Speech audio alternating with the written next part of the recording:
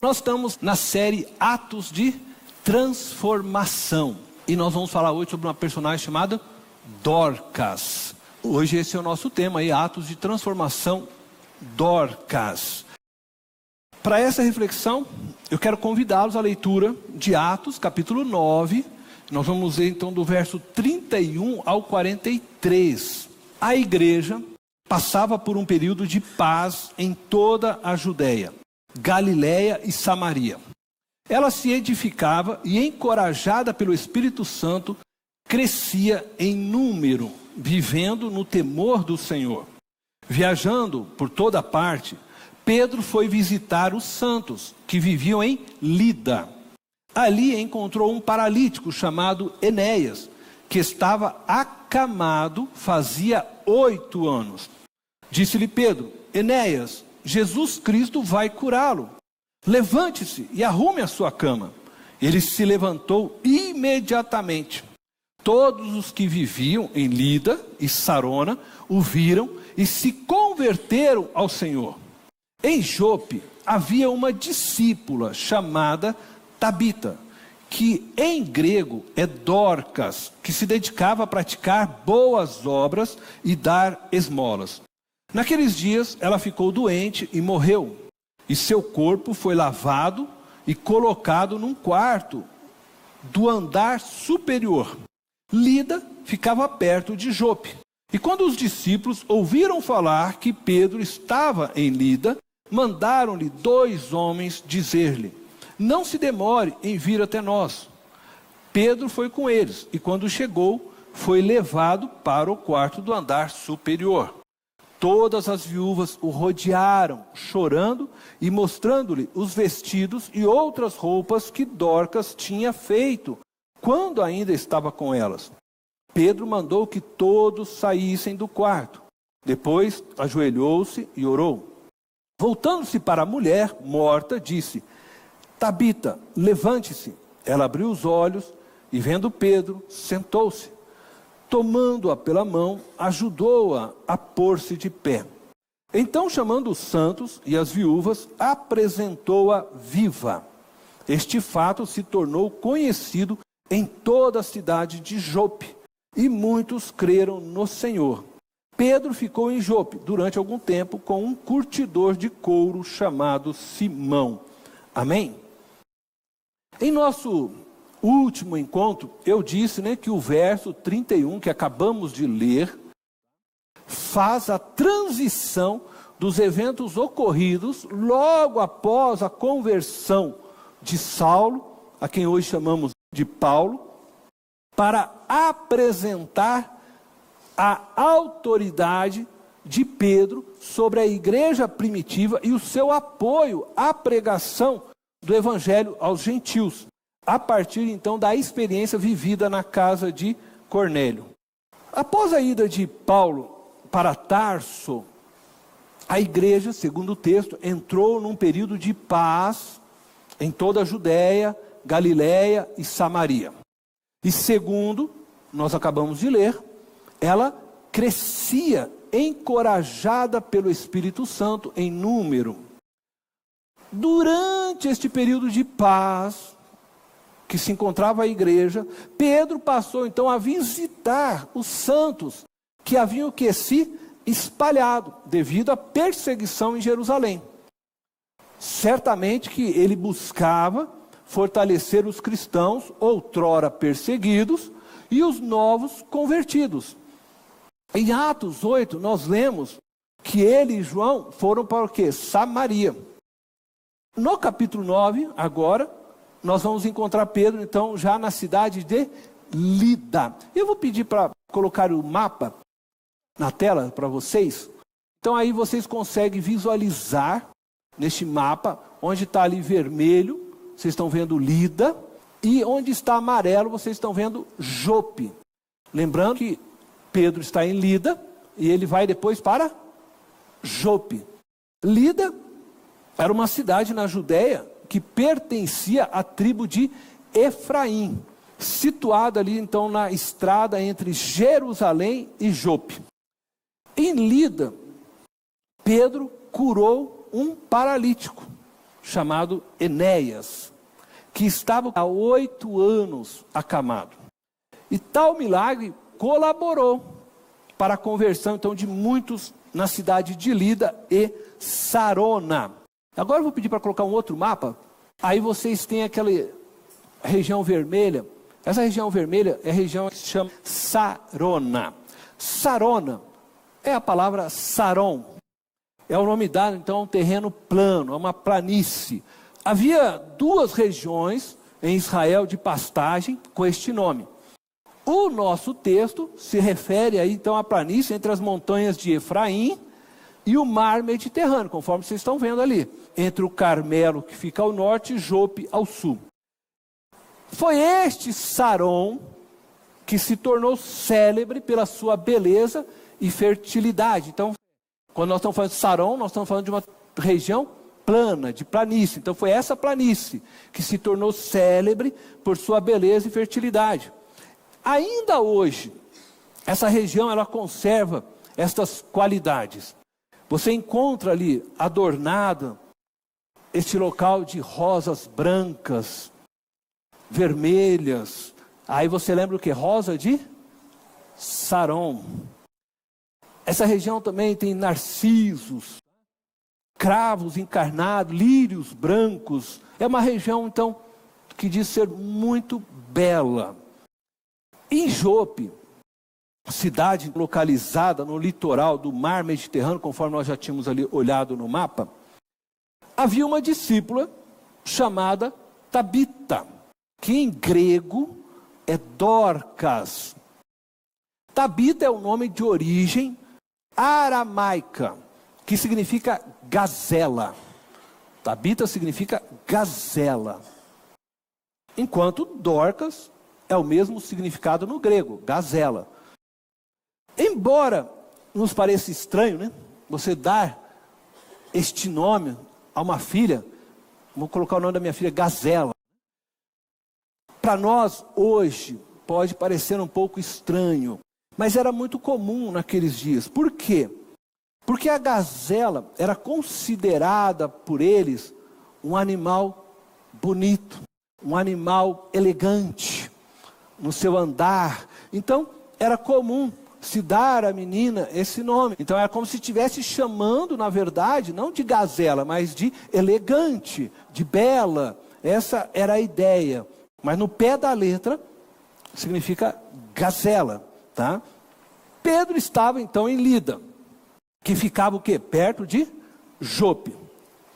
Essa mulher chamada Dorcas, que era conhecida pelas suas boas obras, pelo dar esmolas, veio a falecer, morrer.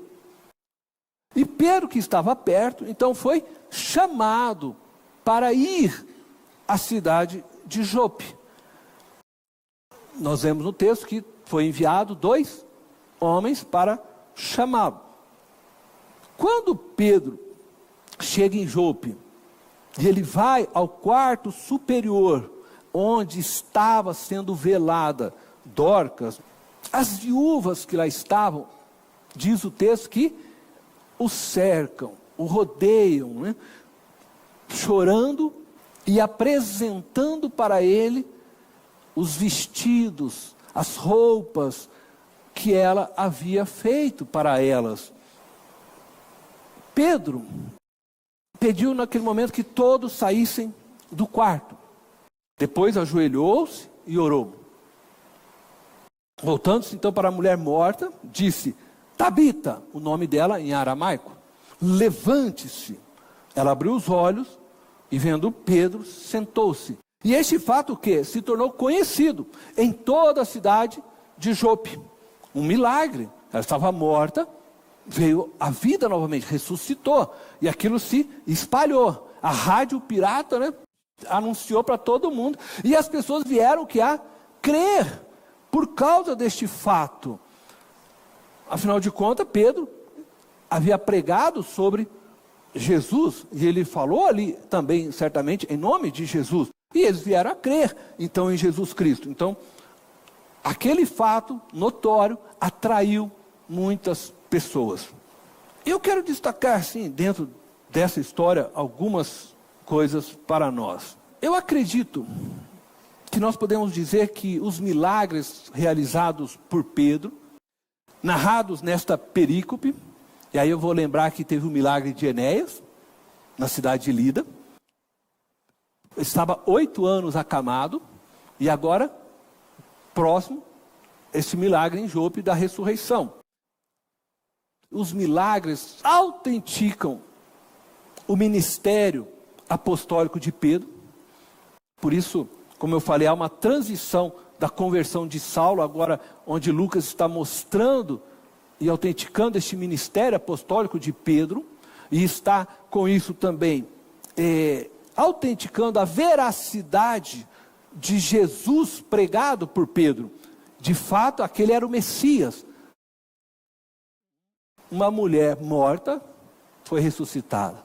Um homem, 8 anos acamado, se levantou. Então eles entendiam sim que aquela pregação do apóstolo Pedro referente a Jesus Cristo, então era verídica e verdadeira. Estava sendo autenticado através destes milagres.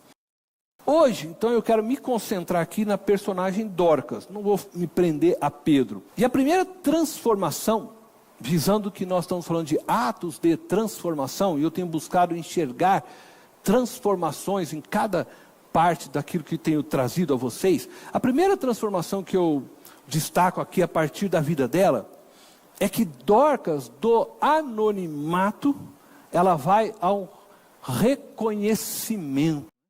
Dorcas, então, do anonimato ao reconhecimento. Essa é a primeira transformação que eu quero trazer para vocês. Quem era Dorcas? Você não tinha ouvido falar de Dorcas até então, na história. Uma discípula. Mas ninguém sabe em que momento Dorcas foi convertida, em que momento que ela estava andando com Jesus, que momento que começou a seguir, se ela foi porventura uma das mulheres alcançadas quando a igreja se espalhou, ou se ela já estava lá em Jerusalém e é uma daquelas que se espalhou. Quer dizer, não temos uma referência a respeito dela. Ela está no anonimato. Então eu estou considerando, por isso a transformação de Dorcas do anonimato. Porque o testemunho agora de Dorcas e suas obras só nos foram apresentados devido à morte dela e à sua ressurreição, através da oração do apóstolo Pedro. Possivelmente, se Pedro não tivesse ressuscitado Dorcas, ela talvez nem teria aparecido aqui no livro de Atos dos Apóstolos. Estaria ainda hoje desconhecida de nós, e as suas obras esquecidas por nós. Contudo, a sua morte, interessante, né? A sua morte fez com que ela saísse do anonimato e se tornasse reconhecida como uma gazela, uma mulher elegante em seu testemunho de amor para com o próximo. Dorcas, ela sai do anonimato para se tornar reconhecida no meio cristão como uma mulher que fazia falta para aqueles que com ela se relacionavam. E isso é importante você guardar no seu coração. Dorcas foi reconhecida pela falta que ela fez ao morrer. Que interessante. Acredito que nós temos hoje muitas Dorcas, muitas mulheres e também muitos homens, né, servindo a Deus no anonimato.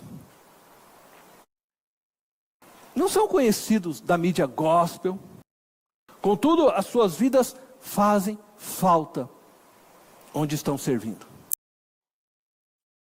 São imprescindíveis no reino de Deus. E eu não estou dizendo que não possam ser substituídas. Não existe alguém que não possa ser substituído. Não é disso que eu estou falando, mas são imprescindíveis, porque a ausência delas faz falta, é sentida, é percebida. É como aquele amigo que você tem, ou aquela amiga, não sei, que você tem, sabe que no dia que todo mundo se reúne, percebe, poxa, não está aqui. Tem aquela pessoa, não é, que alegra o ambiente, tem aquela pessoa, né, que contagia e que você fala, faz falta. Ela faz falta. Dorcas era essa pessoa, que na hora que ela veio a falecer, todos sentiram falta dela, porque ela era imprescindível. E eu creio que existe entre nós Dorcas, seja, né, homens ou mulheres nesse sentido, né, que estão no anonimato, mas que são imprescindíveis para a vida da igreja de Cristo. Tanto aqui na nossa igreja, quanto em outros locais, pregadores que você nem conhece, estão no anonimato, mas que são homens realmente de Deus, homens que zelam pela palavra de Deus. E é esses, né, que Deus está de olho. Ela era imprescindível, por quê? Porque ela dava esmola? Ela era imprescindível porque ela fazia roupas para as pessoas? Se Dorcas fosse imprescindível só por isso, triste vida. Triste vida. Porque se as pessoas te consideram imprescindível só pelo que você faz para elas, triste vida sua. Porque na hora que você não puder fazer por qualquer motivo, elas vão te descartar. Já vão te jogar fora. Não era isso que tornava Dorcas imprescindível. Eu acho isso muito interessante. Por que então Dorcas era imprescindível? É verdade, a Bíblia diz que ela dava esmola, que ela fazia o bem. Assim temos muito entre nós. Pessoas que visitam o enfermo, distribuem cesta básica, que estão servindo de alguma forma, ensinando a Bíblia para as pessoas, fazendo discípulos. E não servindo pela glória, mas que são movidos pelo amor ao próximo. E é isso que eu acredito que Dorcas tinha, amor ao próximo. E esse amor era contagiante. O fazer a roupa para atender a necessidade das viúvas era uma demonstração desse amor. Mas não era a roupa em si que a tornava imprescindível, mas era o amor que ela dedicava àquelas pessoas que a tornava imprescindível. Não era o fato dela dar uma esmola para aquele que estava em necessidade, mas era o amor que ela dedicava a essas pessoas que era imprescindível. Porque as pessoas, quando estavam ali apresentando para Pedro a roupa que foi feita por ela, o vestido, elas estavam mais do que isso. Elas estavam querendo mostrar para Pedro o quanto Dorcas era imprescindível para elas, o quanto Dorcas era valiosa, o amor que Dorcas tinha por elas, o cuidado que Dorcas tinha por elas. Mas então nós vamos entender um pouquinho. Jope era uma cidade litorânea, como a gente viu no mapa. Havia que ali um porto naquele lugar, e também ali havia homens que viviam então da pesca e de tudo aquilo que o porto, né, comércio, fazia. Lembra de Jope? Talvez alguns aqui se lembrem. Teve um profeta que fugiu de Deus e foi para onde? No porto, lá em Jope. Um homem que foi engolido por um grande peixe. Nós costumamos falar com uma baleia, né?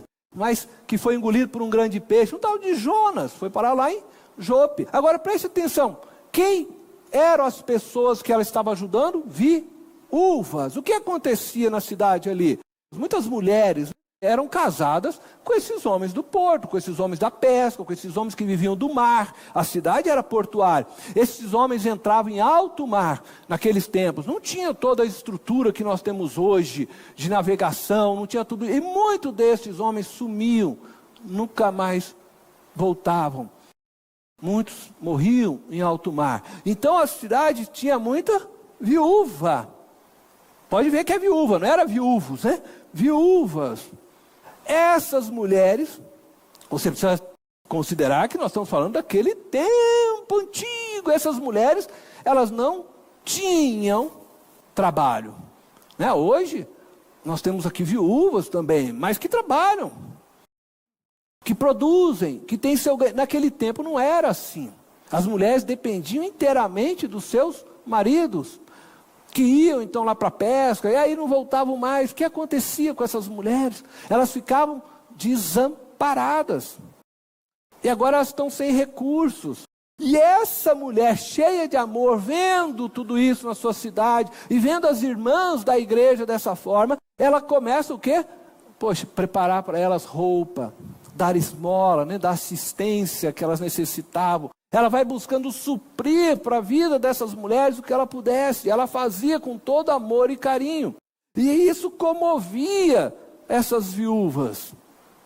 Poxa, olha só Dorcas, né, me trazendo um vestido. Olha Dorcas trazendo aqui uma cesta básica na minha casa.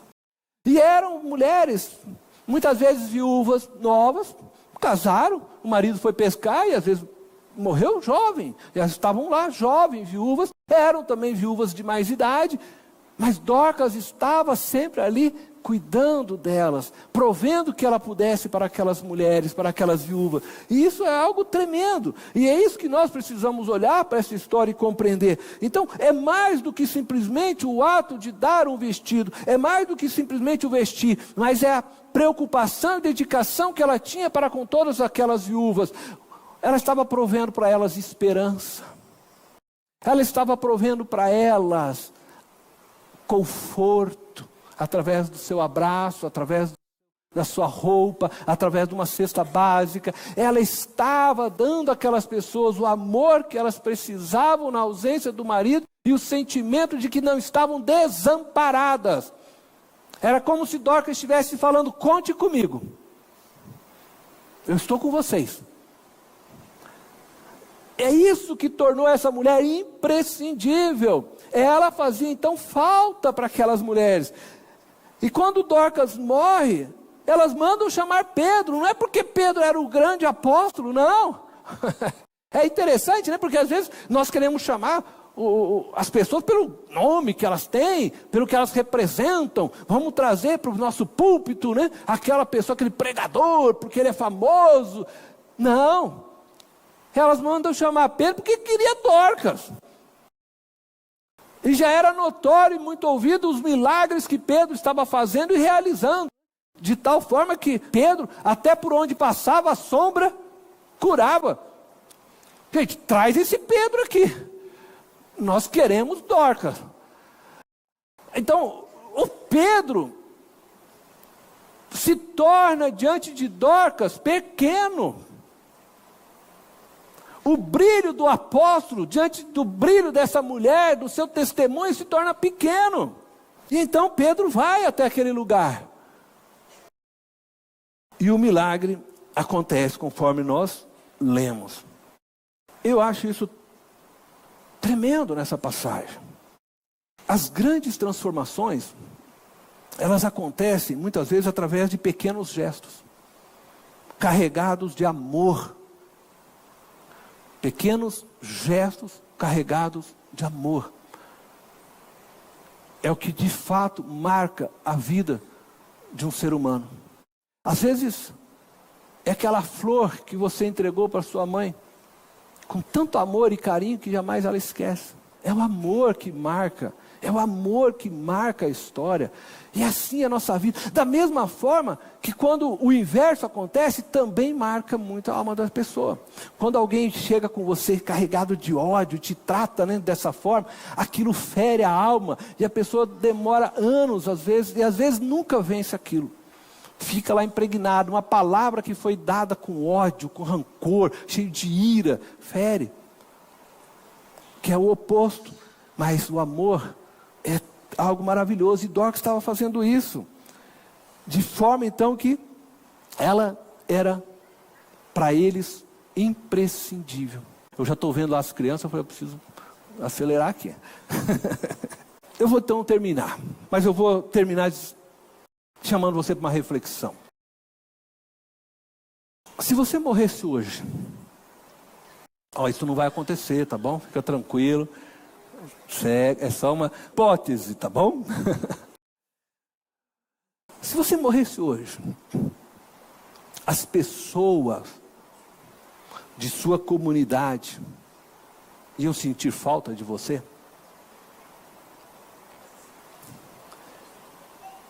As pessoas da sua convivência no seu trabalho iam sentir falta de você?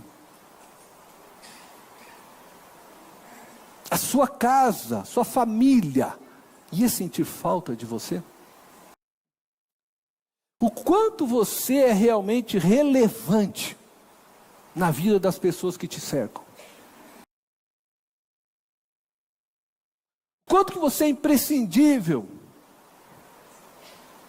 no meio onde Jesus te colocou? Dorcas fazia falta porque ela era uma explosão de vida, servindo e amando as pessoas como ela podia. Fazia roupas, dava esmola, socorria como podia as viúvas de Jope. E ela certamente transbordava amor e carinho às viúvas de seu convívio. Então eu volto aqui a levantar outra pergunta para você. Aonde você está investindo sua vida? Onde você está depositando sua energia? Qual é a marca que você deixará de testemunho quando partir desta vida para melhor, como dizem por aí? Qual é a marca? Algumas pessoas serão lembradas após sua morte pela alegria. E talvez tenha umas pessoas assim que você já vem na tua mente, né? Outras pela generosidade, como Dorcas. Outras serão lembradas pela capacidade de ensino. Outras pela retidão. Algumas serão lembradas pela preguiça. Outras pelo destempero. Algumas pela avareza. Outras pela desonestidade. Você já foi num velório?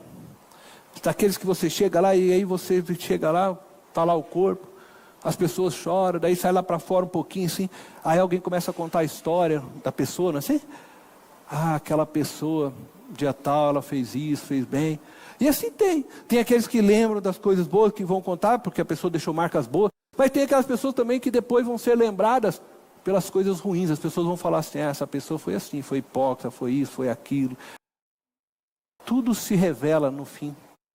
Que marcas você vai deixar na sua ausência? Dorcas fez falta. E você? Faz falta? O que você está construindo hoje? O que você está fazendo agora? Para deixar marcas na vida das pessoas que te cercam, que estão ao seu redor, marcas boas, marcas santas, a fim de que você seja lembrado através delas. Você não precisa fazer grandes coisas e nem ser notado pela multidão. Não.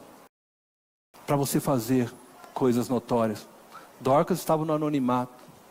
Ninguém sabia. Se não fosse lá ressuscitá-la, não saberíamos também.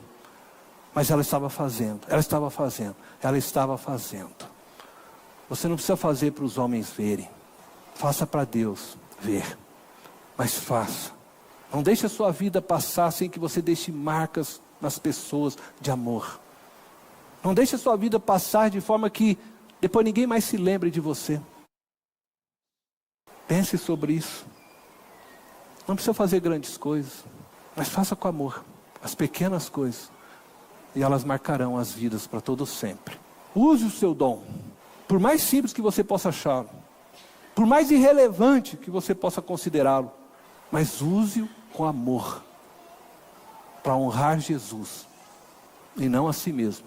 E ao fazer isso com amor e dedicação, você vai deixar marcas inapagáveis nos corações daqueles que você abraçar e servir.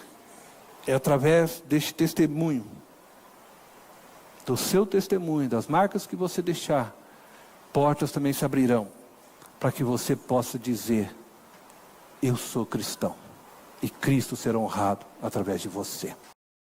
Eu quero convidar você a fechar os olhos.